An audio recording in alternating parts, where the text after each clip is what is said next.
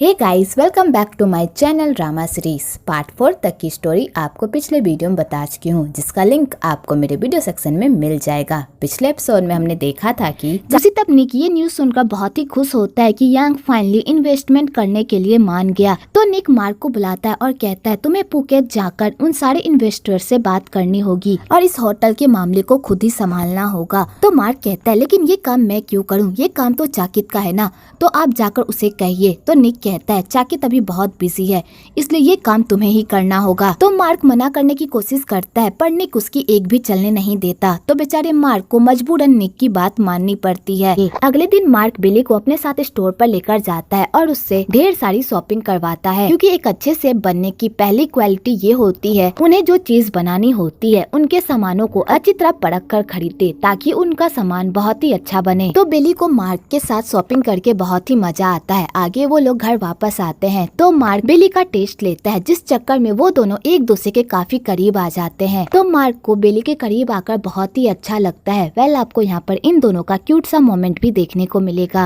अगले दिन mark pocket के लिए जा रहा होता है कि तभी वहाँ पर बिली आ जाती है। तो मार्क बिली को कहता है मैं कुछ दिनों के लिए पुकेट जा रहा हूँ, इसलिए मैं तुम्हें क्लासेस नहीं दे पाऊंगा, इसलिए घर में रहना और सेफ रहना और मेरे आने तक इधर उधर मत भटकना, समझी। तो बिली कहती है ठीक है और मार्क ये कहकर वहाँ से चला जाता है। दूसरी तरफ आइली के पापा भी उस मीटिंग में जा रहे होते हैं। तो आइली कहती है पापा क्या आपका जाना वहाँ पर जरूरी है, आपको पता है ना माइकल कंपनी वाले आपके पीछे पड़े हुए हैं। तो थाना कहता है बेटी तुम मेरी टेंशन मत लो, मैं वहाँ पर पूरी सेफ्टी के साथ जा रहा हूँ, इसलिए तुम अपना ख्याल रखना। और थाना ये कहकर वहाँ से चला जाता है। आगे आइली अपने बॉयफ्रेंड के मौत का बदला लेने के लिए वो निक को अपने प्यार के जाल में फंसाने की कोशिश करती है, लेकिन तभी वहाँ पर चारिन आ जाती है और उसके प्लान पर पानी फिर जाता है। दूसरी तरफ चाकित बेली के पास जाता है और कहता है तुम्हें नाई नोई से मिलना था ना, आज मैं तुम्हें नाई नोई से मिलवा कर ही रहूंगा। और चाकित जबरदस्ती बेली को पुकेत लेकर जाता है। तो बेली पुकेत तो चली जाती है पर वो चाकित के साथ जाने से मना कर देती है। तो चाकित कहता है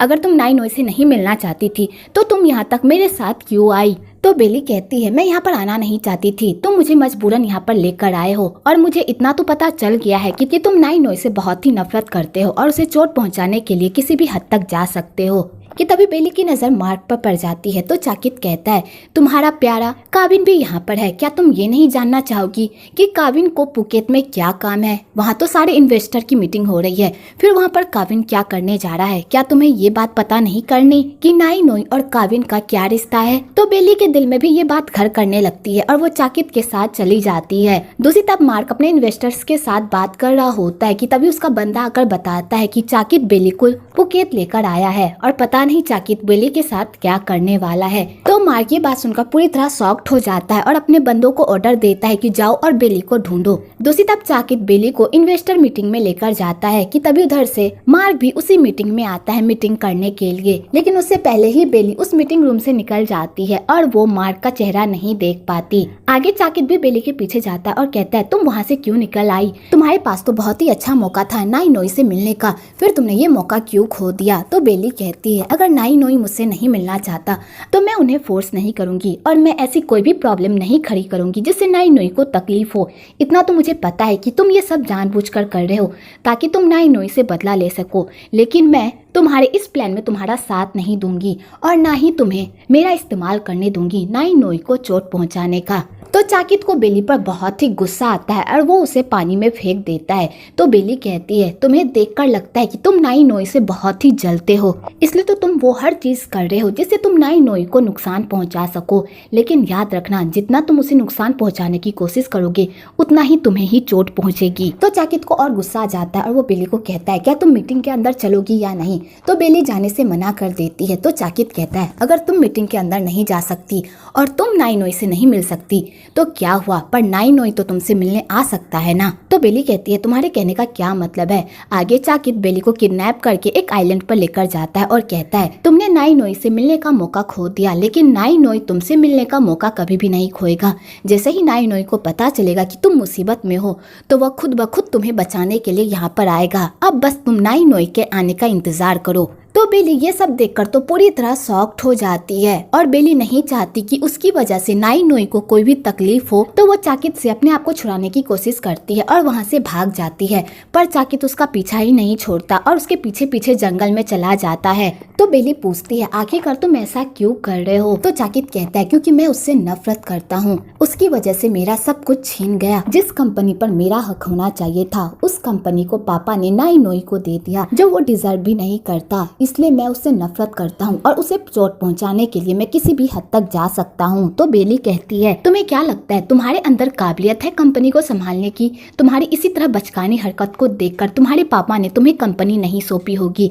तुम्हारे पापा को लगता होगा कि तुमसे ज्यादा तुम्हारा छोटा भाई काबिल है इस कंपनी को संभालने के लिए, इसलिए उन्होंने नाई नोई को कंपनी की जिम्मेदारी दे दी, ना कि तुम्हें। तो चाकित को ये बात सुनकर और भी गुस्सा आ जाता है और वो कहता है मुझ में और नाई नोई में कोई फर्क नहीं है, मैं तो उससे ज्यादा काबिल हूँ। तुम्हें पता है मुझे उस कंपनी का मालिक क्यों नहीं बनाया गया? क्योंकि मैं निक रिविस का असली बेटा नहीं हूँ। बस मेरी यही कमी है कि मैं उस कंपनी का मालिक नहीं बना। तो बेली को चकित की ये सारी बातें सुनकर बहुत ही बुरा लगता है और वो कहती है मुझे तुम्हारी स्टोरी जानकर बहुत ही बुरा लगा, लेकिन तुम्हें क्या लगता है कि दुनिया में तुम इकलौते हो जिसे सिर्फ दुख है? तुम्हें पता है मैं एक अनाथ हूँ। बचपन में ही मेरे माँ पापा की मौत हो गई थी, उसके बाद मैं अनाथ आश्रम में रही। मुझे तो ये तक भी याद नहीं कि मेरे माँ पापा मेरे साथ कैसे थे, मेरा बचपन कैसे बीता। मैं सब कुछ भूल चुकी हूँ। मैं हमेशा अपने पास्ट को याद करने की कोशिश करती हूँ, लेकिन मैं कुछ भी याद नहीं कर पाती। तुम्हें तो शुक्र मनाना चाहिए कि तुम्हारे पास कम से कम पापा कहने के लिए कोई पापा तो है, मेरे पास तो कोई भी नहीं है।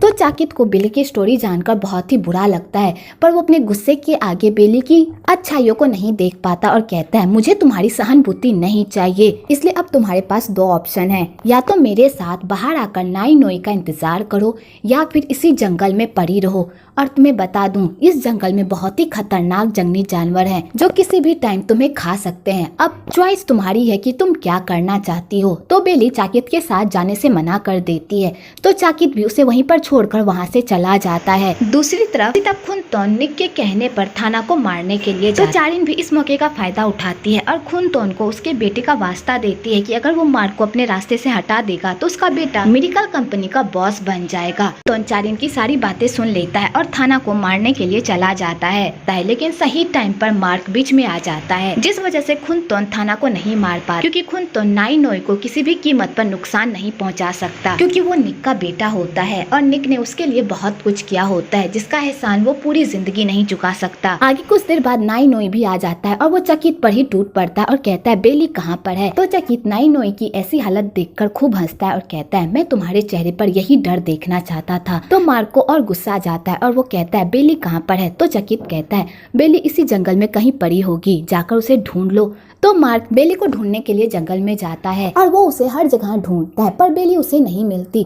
इधर बेली सांप के डर से भागने लगती है, जिस चक्कर में वो खाई से नीचे गिरने वाली होती है, लेकिन तभी वहाँ पर मार्क आ जाता है और वो उसकी जान बचा लेता है। और मार्क बेली को कहता है तुम ठीक हो ना, तुम टेंशन मत लो, मैं तुम्हें कुछ भी होने नहीं दूंगा, मैं आ गया हूँ ना। तो बेली मार्क को देखकर खुश हो जाती है, पर वो बेहोश हो जाती है। आगे कुछ घंटे बाद जब बेली को होश आता है और वो अपने आप को इस तरह देखती है तो वो पूरी तरह शॉक्ड हो जाती है और मार्क को कहती है तुम मुझे इसी तरह पकड़े हुए यहाँ पर खड़े थे, तुम्हारे हाथ से तो खून भी जा रहा है, तुम्हें बहुत ही तकलीफ हो रही होगी ना। तो मार्क कहता है ऐसी कोई बात नहीं है, मैं ठीक हूँ। आगे मार्क बेली की जान बचा लेता है और दोनों साथ में उस जंगल से बाहर निकल जाते हैं और बाहर बोट के आने का इंतजार करते हैं कि ताकि उन्हें कोई बोट मिल जाए और वो लोग इस आइलैंड से बाहर निकल सके। दूसरी तरफ मई और पोंग भी एक दूसरे से लड़ाई किए बिना बिल्कुल भी नहीं रह पाते और एक दूसरे से लड़ाई करते करते आइलैंड की तरफ निकल जाते हैं उन दोनों को ढूंढने के लिए। आगे मार्क बेली से पूछता है कि चकित ने आखिरकार तुम्हें क्या कहा और वो यहाँ पर तुम्हें किस मकसद से लेकर आया था। तो बेली कहती है चकित ने मुझे ये कहा कि अगर वो मुझे यहाँ पर लेकर आएगा तो नाई नोई मुझे बचाने के लिए जरूर आएगा, पर नाई नोई तो नहीं आया बल्कि तुम आए मुझे बचाने के लिए। तो मार्क ये बात सुनकर पूरी तरह शॉक्ड हो जाता है और बेचारे को टेंशन होने लगती है कि कहीं बेली को पता तो नहीं चल गया कि वही नाई नोई है। एक्चुअली बेली को पता चल जाता है कि वही नाई नोई है, पर ये बात बेली मार्क को नहीं बताती और उससे छिपा कर रखती है।